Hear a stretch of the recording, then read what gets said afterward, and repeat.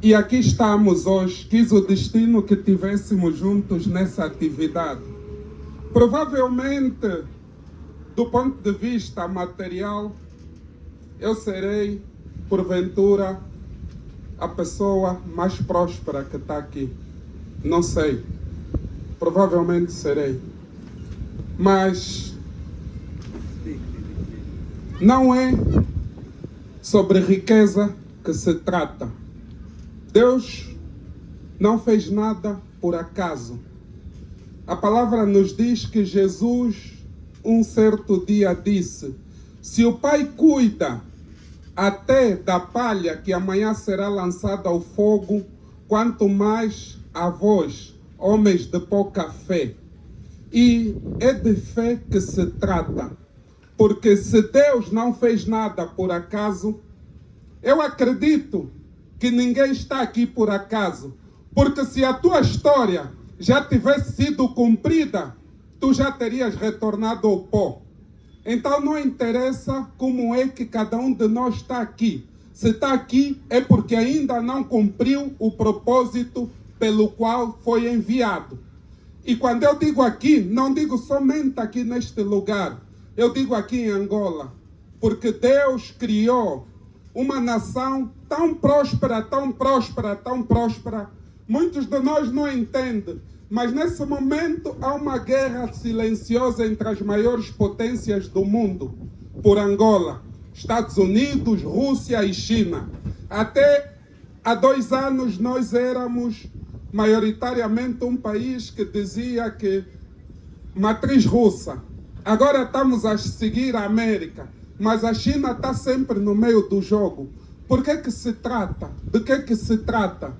Por exemplo, assinou-se um contrato de terras raras no Ambo, no Longonjo, que disse que investiram 900 milhões de dólares e em 10 meses recuperaram. Mas no Longonjo sempre viveram angolanos que viviam da agricultura de subsistência, alguns eram criadores de gado nômade, andavam por aqui e por aí. Eu fui ao Longonjo observar e eu vi montanhas, aquelas montanhas todas estão cheias de ouro, mas estavam na mão de outras pessoas, maioritariamente estrangeiros. Angolanos lutavam pelos, vamos dizer assim, o pó do ouro que está no rio. E a palavra nos diz que o que liberta é o conhecimento. Então eu vim aqui e quero em 10 minutos vos passar algum conhecimento para ver se nos libertamos. Eu tive a oportunidade de pesquisar e há uma mamã na Nigéria que lhe chamam a rainha da mandioca. Ela era camponesa. Hoje, os montes de mandioca que ela tem, este lugar onde nós estamos, provavelmente não chegaria. Ela produz fuba de mandioca, macroeira, que manda para os Estados Unidos e tudo mais. É bilionária. Mas a nós nos ensinam que tens que ir para a escola, estudar, ser doutor, para amanhã ter um emprego. Deixa-me dizer que o que liberta é o conhecimento. O que liberta não é a instrução. A instrução é um subdomínio que nos poderá levar ao conhecimento. Muitos de nós, muitas das vezes, gozam as mamás porque não sabem falar em condições o português. Deixa-me dizer, mamã, que o conhecimento que vocês têm, quisera muitos doutores ter esse conhecimento, porque os netos nascem, os filhos nascem, você cura. Nosso país, a saúde é o que sabemos, muitas vezes sem ir para o hospital, todos crescem, que hoje são os doutores. Eu no outro dia estava com a minha empregada e ela perguntou: doutor, mas por que os teus filhos estão sempre a apanhar vacina? Eu disse: como assim? Ela disse: não, meu filho só quando nasceu apanhou a vacina do pezinho, polio. Hoje tem 14 anos, eu não lhe levo para apanhar vacina. Eu disse: Deus mesmo protege aqueles que não têm conhecimento e sabedoria. Porque se for o filho de alguém que tem posses, não tem as vacinas em dia, vai para uma doença, vai morrer. Mas eu quero dizer que o conhecimento, nós quando nascemos, vamos para a escola, nós estamos aí ganhar instrução. E a palavra de Deus diz que loucura é para Deus a sabedoria humana. E loucura é para o homem a sabedoria divina, porque o homem não consegue perceber. E eu quero aqui trazer um bocado de loucura, porque o que eu quero trazer aqui, eu acredito que está vindo alto. Amém? Amém? Porque se o Senhor não edificar em vão, trabalham os que edificam. E eu quero dizer, mamães, esse conhecimento mesmo que vocês têm, conforme disse os que me precederam, vocês têm que ter ousadia, porque Deus, o seu Espírito reside na ousadia. Vocês já viram que as pessoas que vão inspiradas por Deus parecem ser pessoas loucas, têm atitude, você chega aquele de mover e tudo mais. E uma das formas que usaram para nos aprisionar é o medo. Nós temos medo de tudo. Mas a palavra nos diz, e nós andamos muitos anos na igreja, e uma das primeiras coisas que ensinam, vamos dizer, na escola dominical, catequese, etc., dependendo da religião, é que nós devemos aprender os 10 mandamentos. E o primeiro mandamento diz que nós não devemos adorar outros deuses ou falsos deuses. Não terás outros deuses diante de ti. Eu não sei, aqui deve ter centenas de pessoas, contando todos. Eu vou dizer, aqui tem centenas de histórias que Deus quer viver. E tem centenas de vitórias que Deus quer conceder. Porque quem vive o propósito de Deus é vitorioso. Eu sou filho do metodismo. Hoje eu sou evangelista na Pentecostal, mas a minha matriz é metodista. Eu sou neto de Eugênia Fernandes. É aqui da Redentor, foi da Redentor, foi uma grande metodista. E eu tenho dito que eu usufruo das bênçãos dos joelhos dobrados da minha avó. Isso é o que eu digo a toda a gente. A minha avó morreu um mês depois de eu nascer. Deixou 8 filhos, uma filha de meses. A minha mãe, com 19 anos, era a maior, ou a mais velha de todas.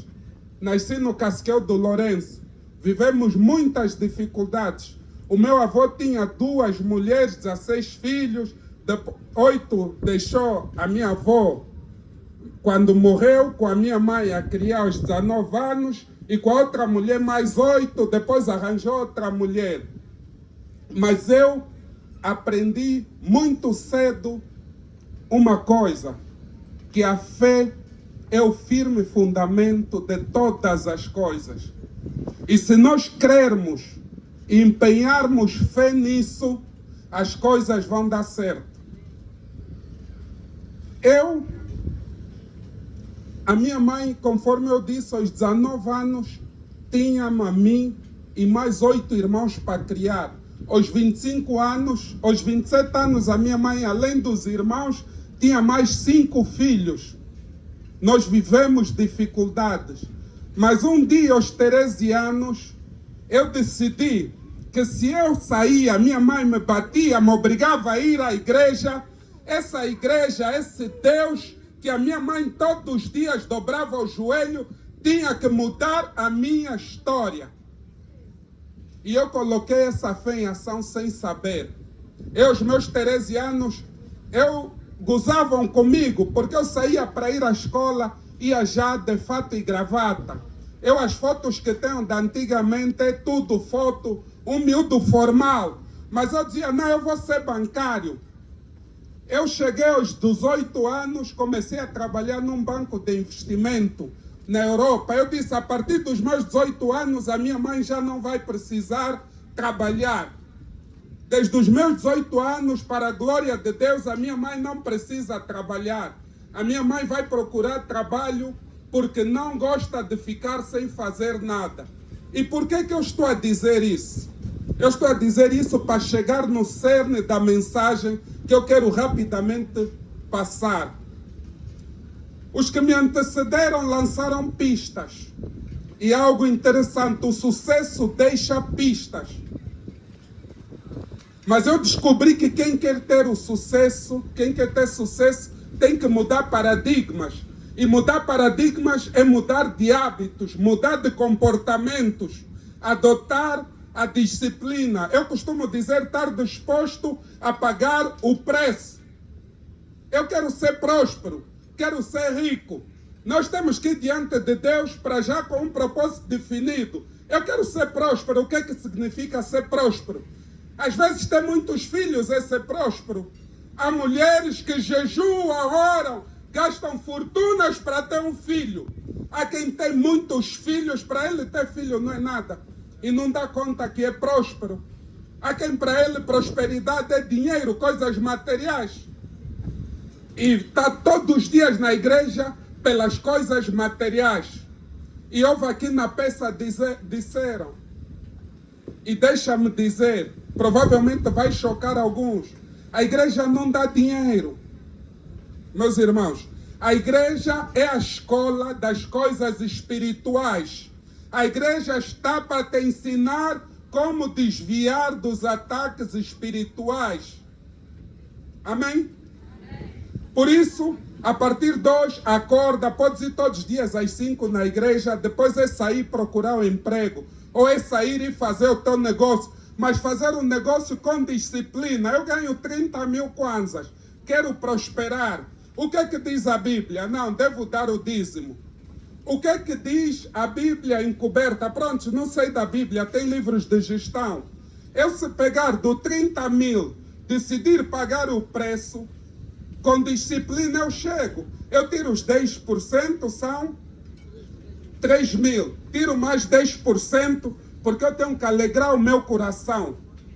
Desde que Jesus veio, morreu, ressuscitou, subiu aos céus, mandou o Espírito Santo de Deus habita em nós. Então nós somos o templo do Espírito Santo. E para o Espírito Santo atuar, o Espírito Santo tem que estar alegre, feliz conosco, mesmo nas pequenas coisas. Eu vou tirar 10%, 3 mil kwanzas, vou também me agradar, vou ir comprar um presente para mim mesmo. Não terás outros deuses diante de ti. O único Deus verdadeiro reside em ti, minha irmã, meu irmão. Você quando está a admirar o teu chefe, está a idolatrar, você está a adorar um falso Deus, está a adorar um ídolo. Você quando ama o dinheiro, está a fazer tudo pelo dinheiro. O dinheiro é teu Deus, é um ídolo. O único Deus verdadeiro habita no céu. Mas não é o céu que nós olhamos nas nuvens. É um segredo que está guardado dentro do homem. Amém?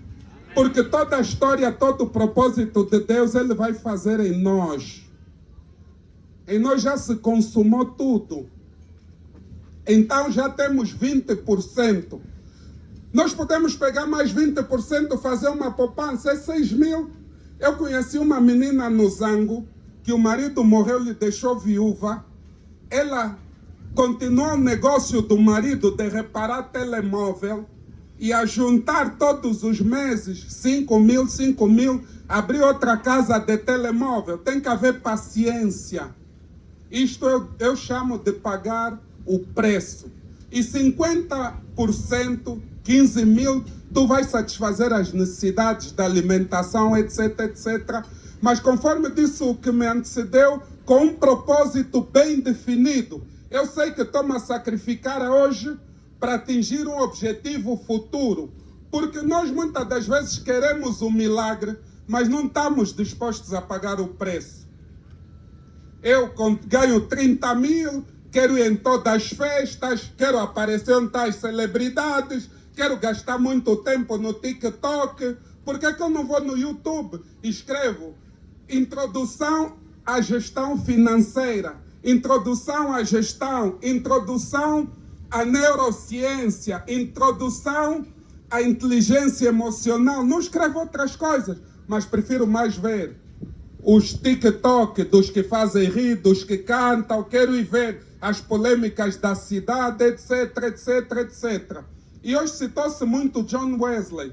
John Wesley não considerava uma pessoa verdadeiro cristão se não retirasse pelo menos um dia para jejuar na semana. Quantas vezes é que nós fazemos sacrifícios para Deus com jejum? O verdadeiro jejum não é passar fome porque não tenho comida. Apóstolo Paulo dizia, não é? Nas prisões, nas fomes, nos jejuns, nas orações, e nós confundimos. Eu vou dizer às mamás, e há coisas muito subtis que nos aprisionam. Eu há dias estava a orar, e enquanto eu orava, o Espírito Santo me revelou e disse, por que o pastor importante da igreja tem que ser meu pai na fé? Se Jesus Cristo nunca chegou nos apóstolos e disse, eu sou vosso pai. Ele disse, eu vou para o meu pai e vosso pai. E a Bíblia diz que as bênçãos e as maldições vão até pelo menos a 4ª geração. Se esse for meu pai no espírito, as maldições dele no espírito, será que eu não vou também beneficiar? A Bíblia diz, bem-aventurados os pobres de espírito, mas nos fazem crer que eu devo ser pobre materialmente. Não.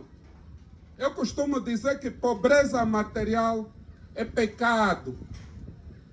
Ter pouco não é ser pobre, mas quem é pobre materialmente, esse está a cometer pecado. Os judeus que nós temos como referência dizem que pobreza, o significado é sofrimento desnecessário e sem sentido. Então como é que eu vou gostar de fazer coisas desnecessárias e sem sentido? Amém? Eu tinha muita coisa para dizer, já passou os meus 20 minutos, mas eu quero dizer que quem quer ter sucesso, a primeira regra é estar disposto a pagar o preço. E pagar o preço é fazer os sacrifícios necessários para chegar aonde definiu chegar. Mas a primeira regra é ter um propósito bem definido, é ter a visão. Eu já vi que eu quero construir aquela casa, mas para eu chegar àquela casa, qual é a caminhada que eu devo fazer? Tem-se dito que Davi estava no monte e viu Saul e os seus homens embaixo que o perseguiam. Ele tinha que chegar do outro lado. Ele traçou a estratégia de como chegar, buscou a Deus e ele conseguiu atingir o seu objetivo. Então nós temos que ter fé. E muitas vezes há um ator que diz, Napoleon Hill, que ele diz, pensa e enriquece. Muitos de nós pensam que por acordar, levantar, vir, estar aqui, pensa, não. Isso tudo são comportamentos intuitivos que a mente subconsciente trata. Já sabe que todos os dias tem que acordar, lavar os dentes, tomar banho para o trabalho e sair. Isto não é pensar. Pensar é fazer as coisas com intenção. Então, eu costumo dizer, né, fé, a Bíblia diz que é o firme firmamento das coisas que se creem, a certeza das coisas que não se veem. Eu vou resumir. Fé é acreditar. Quer ter fé em Deus? Acredita em Deus. Quer ter fé que vai ter um carro desse? Acredita no carro. Você não tem o carro, não precisa, porque das coisas que não se veem, eu saio daqui, vou até o carro, chego no carro, toco. Esse carro mesmo é bom. Sinto para atingir a vibração, para eu trazer isso da 4ª para a 3ª dimensão, que é a dimensão das coisas materiais. Tem que ter foco. Eu disse, nós temos que ter a visão. Então eu tenho fé, eu acredito que vou chegar lá, eu tenho que ter foco. Não posso me desviar nem para a esquerda, nem para a direita. Sempre em frente. Conforme eles caminharam para Canaã, né? Caminhando eu vou sempre em direção ao foco. Estou a sofrer, sei onde é que eu vou chegar. Terceiro é firmeza. Temos que nos manter firmes. Jesus Cristo nos ensinou que devemos edificar a casa na rocha. Então nós devemos estar firmes. Caí, levantei, sempre. E disciplinados. Eu há muito tempo que não vou para festas. Está aqui o Miguel, mesmo festas de família. Porque chegou um momento que eu disse, não me interessa estar bem eu e os que me rodeiam não estão bem. Eu fui aos pés de Deus e Deus gosta de ser desafiado. Para terminar, Deus disse em Malaquias 3:10, fazei prova de mim Por que nós temos medo de desafiar Deus? Porque Ele não é homem para que minta, nem filho do homem para que se arrependa. Vamos desafiar Deus e Ele vai nos provar que nós somos falhos e que devemos ser sempre dependentes dEle. E eu pedi a Deus para que Deus me desse Angola e eu desse a Deus um país cristão, um país que o adorasse, um país que o temesse e um país que o servisse. Um país em que Satanás seria colocado nos seus devidos lugares, que é embaixo. Porque isto é o que diz a palavra do Senhor, amém? Então, fé, foco, firmeza e disciplina. Nós temos que saber quem nós somos, de onde é que nós viemos, por que nós estamos aqui, quais são as nossas habilidades e para onde é que nós vamos quando sairmos daqui. Não devemos ter dúvida disso, amém? Amém? Amém? Amém. Uma linda salva de palmas para Jesus.